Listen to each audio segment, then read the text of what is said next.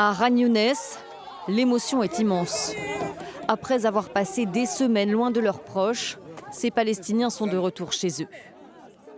Évacués blessés il y a plusieurs mois pour être soignés en Égypte, ils étaient depuis bloqués de l'autre côté de la frontière.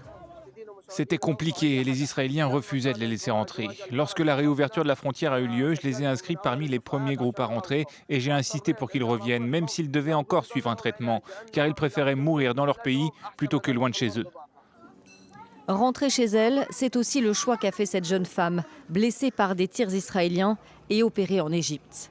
Après sa guérison, elle n'a pas hésité à retourner à Gaza, malgré les pertes et la destruction.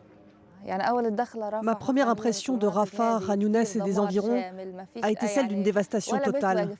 Pas une maison intacte. Et même si je suis heureuse d'être de retour à Gaza, je suis triste de n'avoir plus que mon mari pour m'accueillir. Mon père est mort, mon frère est mort pendant la guerre et mon autre frère est porté disparu. Un territoire en ruine dans lequel tentent de survivre des centaines de milliers de personnes qui ont passé l'hiver sous des tentes de fortune. Alors ce premier lot de logements d'urgence installé par ces employés de l'ONU est un soulagement pour la population.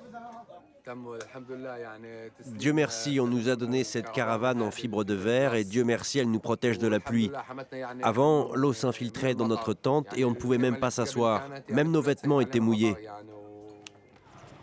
Une aide humanitaire précieuse mais largement insuffisante.